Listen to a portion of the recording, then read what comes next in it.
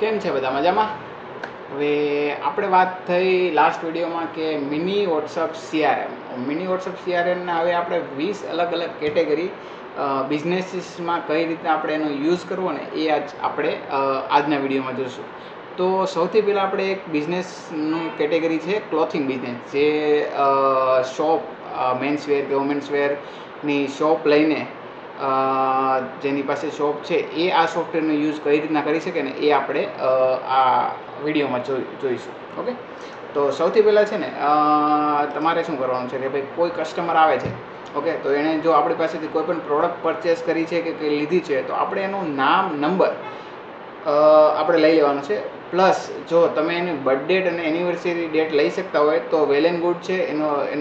એનું રીઝન છે કેમ કે તમે એને બર્થડે ઉપર કે એનિવર્સરી ઉપર ખાસ એક ઓફર બનાવીને મોકલી શકો છો.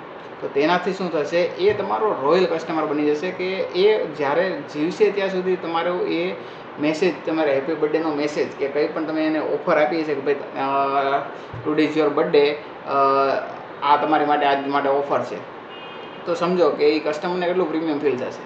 તો હું એટલા માટે જ કહું છું કે કોઈ પણ કસ્ટમરને તમારે રોયલ અને પ્રીમિયમ ફિલિંગ આપવી હોય ને તો તમે એનો થોડી વસ્તુમાં, જેમ કે હેપી બર્થડે આવે છે એનો તો એને એક મેસેજ કરો, એનિવર્સરી છે, દિવાળી આવે છે તો ક્યારેક એને મેસેજ મોકલો કેમ છે. તો તેનાથી એ કસ્ટમર તમારી સાથે કનેક્ટેડ રહેશે. ઓકે, તો તમારે સ્ટાર્ટિંગમાં તમારા જેટલા પણ કસ્ટમરો છે એ બધા એડ કરી લેવાના છે. એની સાથે તમે એને જ્યારે પણ કંઈ પણ સેટ કરવું હોય, એની એનિવર્સરી છે, બર્થડે વિશે છે, તો એ તમે એઝ અ રિમાઇન્ડરમાં એને સેટ કરી દો. ટેમ્પલેટ એક બનાવી નાખો બર્થડેનું અને એનિવર્સરીનું, તો એ પણ તમે અહીંથી વોટ્સઅપ ટેમ્પલેટથી કરી શકો છો.